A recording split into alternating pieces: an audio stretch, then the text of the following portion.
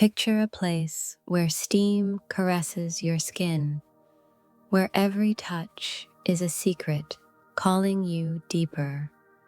She's the enchantress of the bathhouse, her hands weaving spells with water and heat. He came for relaxation, but is he ready for the temptation that sets him ablaze? My name is Emily, and I'm the best bathhouse therapist in Seattle.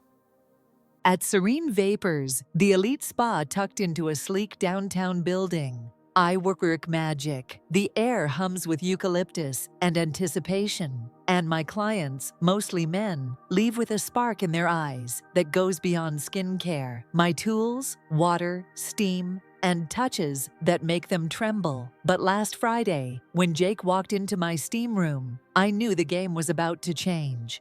The bathhouse is my temple. Dim lights, cedar walls, and the hiss of steam create a world where boundaries melt like wax. I wear a loose black linen tunic that hugs my curves, leaving just enough to the imagination. My dark hair is pinned up, a few strands falling to frame my face, adding a touch of mystery. I'm not just a therapist, I'm a provocateur of senses. And Jake? He was ready to be my bold, thrilling challenge. He was tall, with strong shoulders, and a gaze that promised trouble. His suit screamed power, but his eyes, sliding over me, spoke of hunger. "Heard you work wonders," he said, his voice low and daring. I smiled, gesturing to the cedar bench, draped with a plush towel. "Take off your shoes, Jake. Let's see if I live up to the hype." The session started as usual. I eased him into the ritual. A warm towel across his feet, my fingers grazing his skin,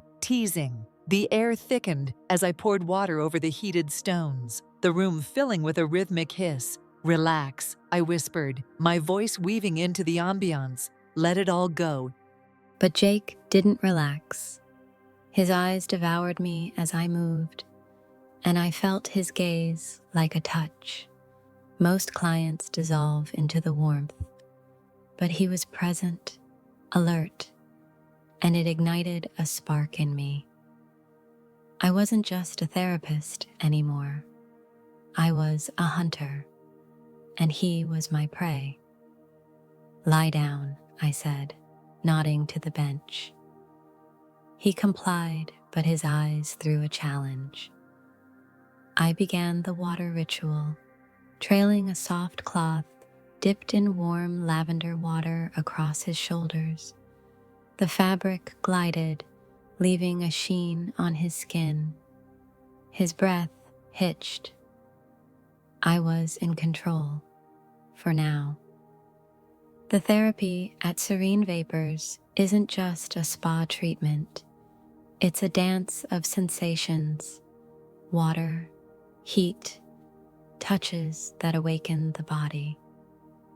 For men, it's a way to shed the world's chains. But I won't lie, there's more to it.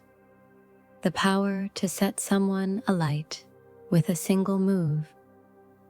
And with Jake, I wanted to play on the edge. I picked up the steam wand, releasing a warm mist. "Close your eyes," I said, my voice soft but commanding. He obeyed, but not before a look that made my heart skip. I directed the mist over his chest, the vapor curling around his skin like a lover's breath. His shirt was open, revealing muscles that gleamed in the dim light.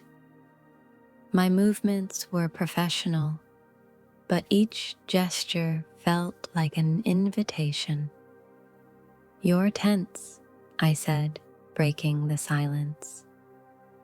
"What's got you so wound up?" "It's part of the game. Conversation to open them up." But with Jake, it was a dance on a knife's edge. "Work," he said, his voice rough. "And you?" My hands froze for a moment.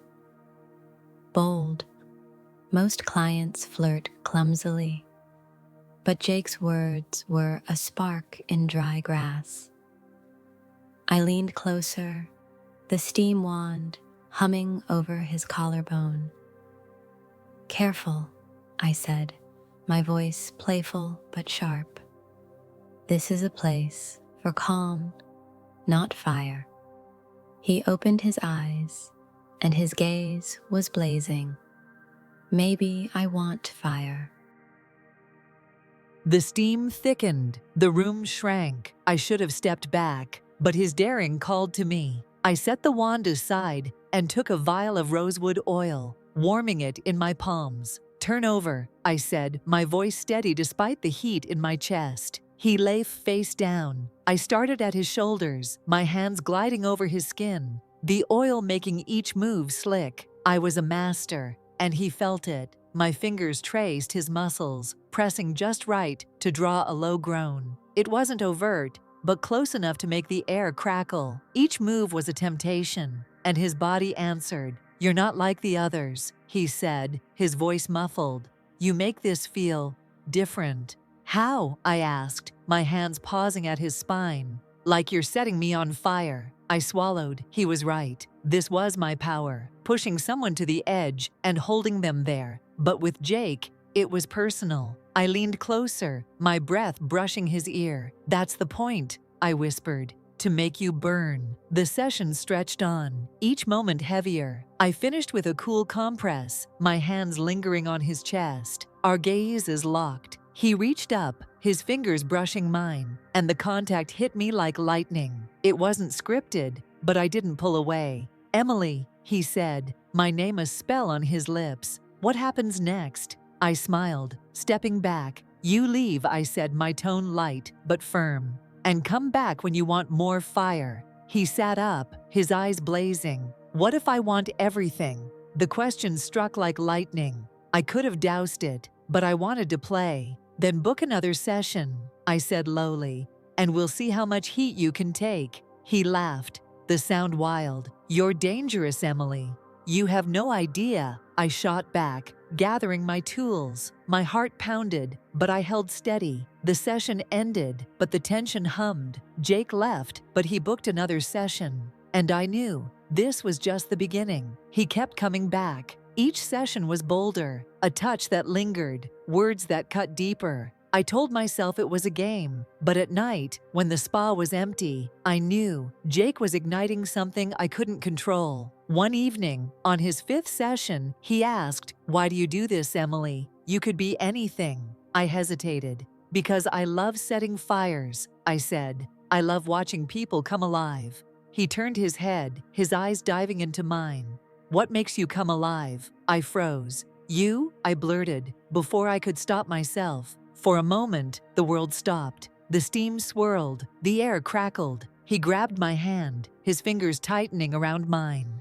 "Emily," he said hoarsely, "what are we doing?" I didn't know, but I didn't back away. I leaned in, my lips an inch from his. "This can't happen," I whispered. "Then why can't I stop?" he replied. I closed the distance, my lips grazing his. Not a kiss, but a promise. The steam wrapped around us. The world vanished. Then the door opened. It was Clara, another therapist, her eyes wide. "Emily, sorry." I pulled back, my face burning. Jake sat up, his gaze wild. "It's fine," I said sharply. "We're done." Clara left, but I didn't let the moment die. I turned to Jake, my eyes blazing. "You want fire?" I whispered, my voice trembling with desire. "Then take it." He didn't hesitate. His hands found mine, pulling me close. Our lips crashed together, the kiss hungry, fierce, like we'd been waiting forever. The steam hummed around us, our bodies pressed tight, the heat of his skin setting mine alight.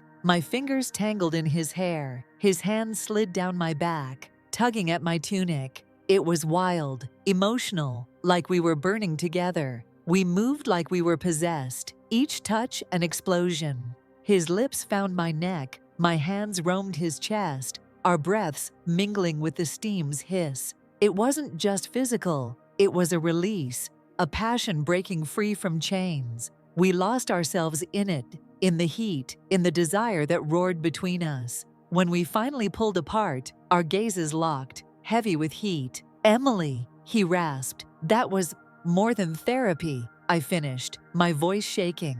He laughed, low and wild. "When do I come back?" I smiled, adjusting my tunic. "When you're ready for more fire." He left, but I knew this wasn't the end. The bathhouse was my temple, but Jake was the one who set it ablaze.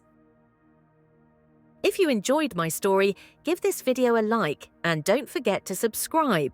Drop your thoughts in the comments. I'd love to hear what you think.